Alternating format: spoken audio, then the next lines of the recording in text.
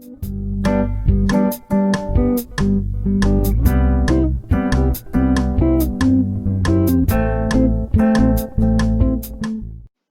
everyone, welcome to my channel. This is Ria and this is the second video for aggregate demand and related concepts, introductory macroeconomics class 12th. So if you have not yet watched the first video, you can go and check it out in my playlist or the I button. तो अभी इस video में हम पढ़ने वाले हैं consumption function और उसकी दो टाइप्स जो कि हैं average propensity to consume and marginal propensity to consume. Definitions और डायग्राम्स के साथ साथ हम देखेंगे कि इन्हें कैलकुलेट कैसे किया जाता है। तो सबसे पहले तो कंजम्पशन फंक्शन क्या होता है और प्रोपेंसिटी टू कंज्यूम क्या होती है। कंजम्पशन फंक्शन बोलो या प्रोपेंसिटी टू कंज्यूम एक ही बात है। Consumption function refers to the functional relationship between consumption and national income. National income और एक country की consumption के बीच का जो relationship है उसे हम कहते हैं consumption function, जो कि एक पॉजिटिव रिलेशनशिप है क्योंकि जैसे जैसे नेशनल इनकम इंक्रीज होती है वैसे वैसे कंट्री की कंजम्पशन भी इंक्रीज होती जाती है। अब इस चीज को हम देखते हैं एक डायग्राम के थ्रू। यहाँ एक्स एक्सिस पे we have income in crores and on Y axis we have consumption. तो अभी हम कंजम्पशन और इनकम के बीच का रिलेशनशिप देखते हैं। यहाँ 45 डिग्री की जो रेफरेंस लाइन है जो कि है नेशनल इनकम की वाई, हमने पिछली वीडियो में पढ़ा था कि एग्रीगेट सप्लाई का जो कर्व होता है वो 45 डिग्री की लाइन होती है जिसे हम रेफरेंस लाइन भी कहते हैं। अभी इसके कंपैरिजन में कंजम्पशन कर्व कहाँ आता है, ये CC है हमारा कंजम्पशन कर्व। और जैसा कि आप देख सकते हैं कंजम्पशन कर्व एक पॉजिटिवली स्लोप्ड लाइन है और ये एक जगह पर इनकम को इंटरसेक्ट करता है। अभी हम देखते हैं कि इसकी क्या सिग्निफिकेंस है। देखिए इंपॉर्टेंट ऑब्जर्वेशंस क्या हैं हमारे पास इस डायग्राम में से।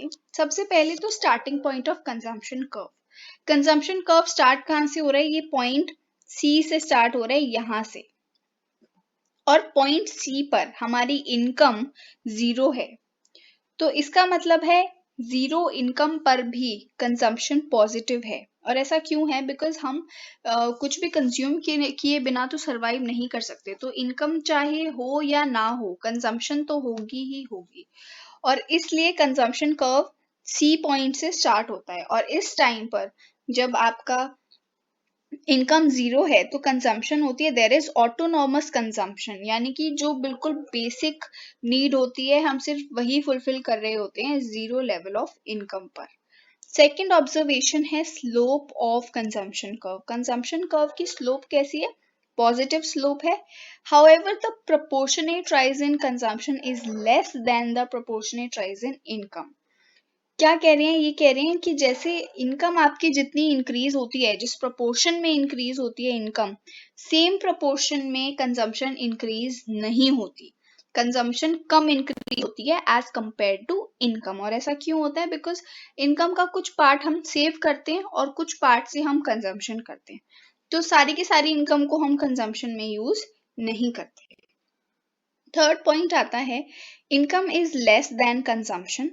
जिस पॉइंट पर हमारी इनकम कंजम्पशन से कम है वहां पर क्या होता है, डिस सेविंग्स होती है। जैसे कि पॉइंट C और पॉइंट से नीचे जितने भी पॉइंट C से जितने भी नीचे पॉइंट्स हैं, इन सारे पॉइंट्स पर इनकम हमारी कंजम्पशन से कम है। यहाँ पर कंजम्पशन ज्यादा हो रही है और इनकम कम है, तो ऐसे केस में डिस सेविंग्स होंगी। डिस सेविंग्स या फिर आप कहीं ना कहीं से पैसे इनकम बोरो करके अपनी कंजम्पशन को कंटिन्यू करेंगे। नेक्स्ट आता है break even point. Break even point वो पॉइंट होता है जहां पर इनकम कंजम्पशन के इक्वल होती है, जहां पे ये दोनों कर्व्स इंटरसेक्ट करेंगे। Y और CC जहां पर इंटरसेक्ट करेंगे वो होता है break even point. Break even point पर क्या होता है, जितनी इनकम है उतनी ही कंजम्पशन है, income is equal to consumption.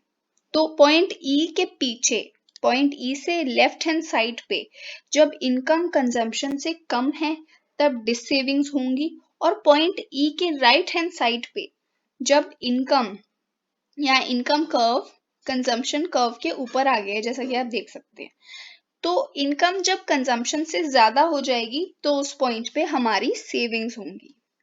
ये था कंजम्पशन और इनकम के बीच का रिलेशनशिप। अब आगे हम करने वाले हैं एवरेज प्रोपेंसिटी टू कंज्यूम। दो टाइप्स की प्रोपेंसिटी टू कंज्यूम होती है, एक होती है एवरेज प्रोपेंसिटी टू कंज्यूम और एक होती है मार्जिनल प्रोपेंसिटी टू कंज्यूम। तो पहले एवरेज में क्या होता है, एवरेज का फॉर्मूला होता है कंजम्पशन अपॉन इनकम। जितनी भी आपकी कंजम्पशन है आप उसको इनकम से डिवाइड करेंगे, आपके पास एवरेज प्रोपेंसिटी टू कंज्यूम आ जाएगा। अब यहाँ पर डायग्राम गिवन है, हमारे पास एक्स एक्सिस पे इनकम है और वाई एक्सिस पे कंजम्पशन है। ये रहा कंजम्पशन कर्व। अब हम देखते हैं important points about APC, average propensity to consume के कुछ इंपॉर्टेंट ऑब्जर्वेशंस क्या हैं।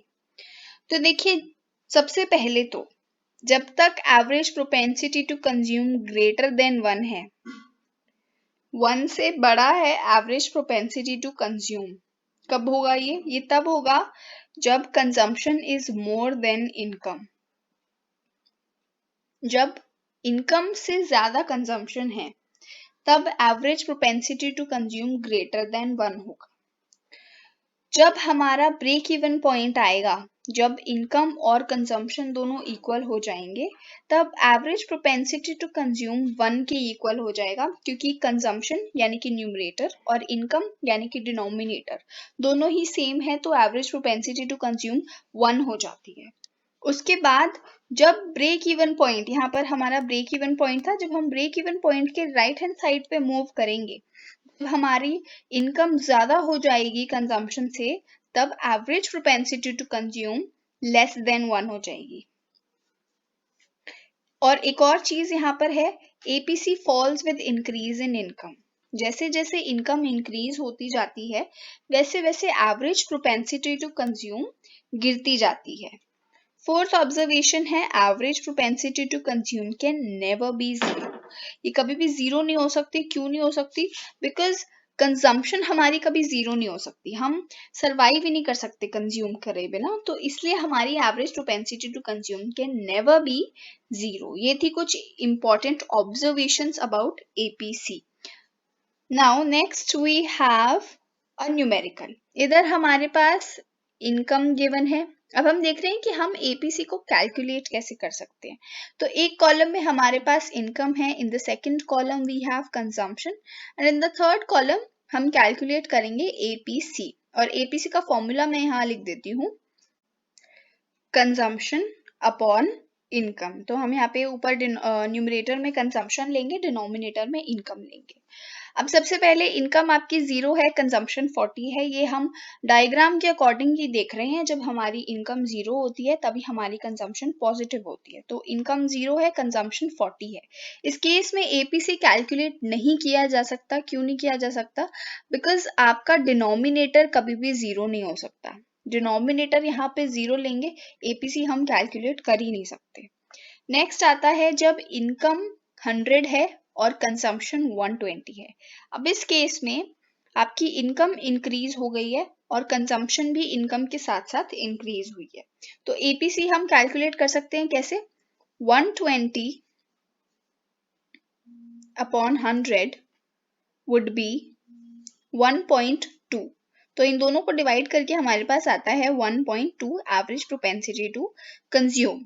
अब नेक्स्ट स्टेप में जब हमारा इनकम और कंजम्पशन इक्वल हो जाता है, जिसको हम कहते हैं ब्रेक इवन पॉइंट, जहां पर income is equals to consumption, तब एपीसी हो जाएगा 1, जो कि हमने अभी इंपॉर्टेंट ऑब्जर्वेशंस में पढ़ा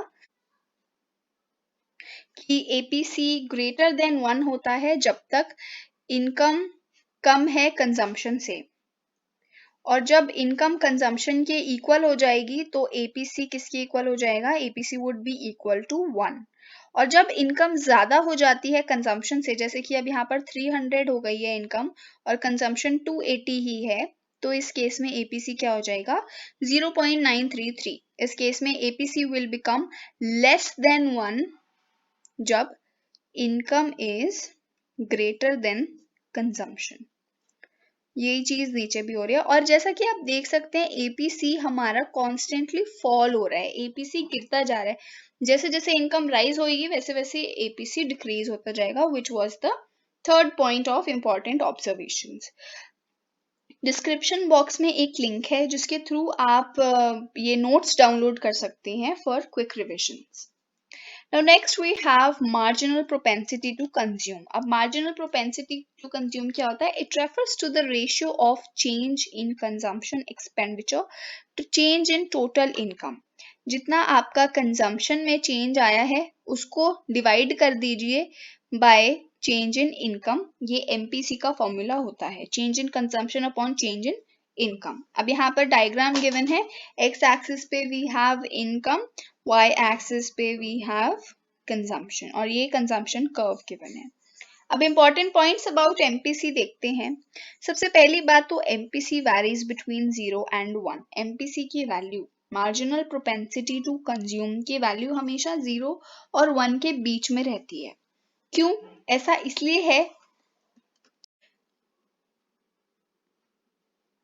इसलिए है क्योंकि आपकी एमपीसी की वैल्यू 0 तब हो सकती है जब आपके कंजम्पशन में कोई चेंज ना आए इनकम के चेंज होने से। जब बहुत ही हाई लेवल इनकम है, इनकम काफी ज्यादा है, कोई रिच पर्सन है, मिलियनेयर बिलियनेयर, उसकी इनकम में चेंज आएगा, इंक्रीज होगी इनकम, तो भी हो सकता है कि उसके कंजम्पशन में कोई चेंज ना आए, बिकॉज उसको जो भी चाहिए था वो ऑलरेडी सब कंज्यूम कर रहा है। तो इस केस में आपका एमपीसी एक्सट्रीम केस है जहां पर 0 हो सकता है। और एमपीसी 1 कब हो सकता है? जब आपका इनकम में जितना चेंज है उतना सेम चेंज कंजम्पशन में आए, यानी कि जितना चेंज आपका इंक्रीज या डिक्रीज हुआ है इनकम में, आप उसी अमाउंट से अपना कंजम्पशन को भी चेंज करें। तो ये एक्सट्रीम केसेस हैं, इनके बीच में ही एमपीसी वैरी करता है। Now, second point is MPC of poor is more than that of rich. Poor people का MPC is greater than that of rich. क्यों? क्योंकि rich जो है उनके पास already सारी चीजें हैं, वो सारी कंजम्पशन कर रहे हैं जो वो करना चाहते हैं, तो उनके इनकम में इंक्रीज आने से उनकी कंजम्पशन पे ज्यादा फर्क नहीं पड़ेगा, इसलिए उनका एमपीसी कम होगा। बट जब किसी पुअर की इनकम में चेंज आएगा, उसकी इनकम इंक्रीज होगी, तो वो अपनी कंजम्पशन को भी ड्रास्टिकली इंक्रीज करेगा, बिकॉज उसके पास ऐसी बहुत सारी चीजें होंगी जो कि वो कंज्यूम करना चाहता होगा, बट लो इनकम की वजह से वो कंज्यूम नहीं कर पा रहा होगा। Therefore, MPC of poor is more than that of rich. Now, the third point is MPC falls with successive increase in income. जैसे जैसे आपकी इनकम इंक्रीज होती जाएगी, आपका MPC फॉल होता जाएगा, क्योंकि इनकम बढ़ रही है, आप अपनी कंजम्पशन बढ़ा रहे हैं, इनकम बढ़ रही है, कंजम्पशन बढ़ रही है। लेकिन एक पॉइंट आएगा जब आपके पास कंज्यूम करने के लिए कुछ ऐसा बचेगा नहीं, you will be consuming everything you wanted to consume, तो चेंज इन इनकम का चेंज इन कंजम्पशन पर ज्यादा इम्पैक्ट नहीं पड़ेगा, इसलिए MPC keeps on falling. Now we are going to see an example कि एमपीसी को कैसे कैलकुलेट किया जाता है। So here's the example. Either in the first column we have income and in the second column we have consumption. हमें calculate करना है MPC, that is marginal propensity to consume, और इसका formula होता है जो कि हमने पढ़ा, change in consumption over change in income. So in the first row we have 400 income और 240 consumption. क्योंकि प्रीवियस डेटा हमारे पास नहीं है तो इस केस में हम एमपीसी कैलकुलेट नहीं कर सकते, बिकॉज हमें चेंज चाहिए और चेंज हमारे पास नहीं है। अब जब इनकम 400 से 500 हो जाती है और कंजम्पशन 240 से 320 हो जाती है, तो चेंज इन कंजम्पशन कितना आया है? 80 का चेंज है कंजम्पशन में और इनकम में चेंज है 100 का, तो 80 अपॉन 100 0.8 है एमपीसी। अब इनकम जब 500 से 600 होती है तब कंजम्पशन 320 से 395 हो जाती है और चेंज कितना आया है? Now change is 75। एमपीसी क्या हो जाएगा? 75 अपॉन 100 0.75। अब जब इनकम 600 से 700 होती है तभी कंजम्पशन हो जाएगी 395 से 465 और चेंज इन कंजम्पशन है 70 का। Therefore, MPC हो जाएगा 70 upon 100 which is 0.7। तो ये है, this is how you calculate MPC। और MPC जैसा कि आप देख सकते हैं अगेन डिक्रीजिंग है, जैसे जैसे इनकम इंक्रीज होती जाती है MPC डिक्रीज होता जाता है। Now we are going to study the difference between APC and MPC। इन दोनों के बीच का डिफरेंस क्या है।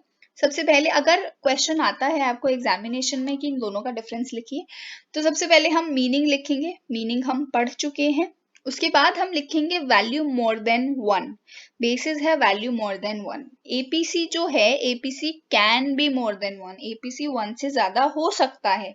कब हो सकता है, जब कंजम्पशन इनकम से ज्यादा है। जब इनकम कम है और कंजम्पशन ज्यादा है तब APC मोर देन 1 हो सकता है, ये अभी हमने पढ़ा था।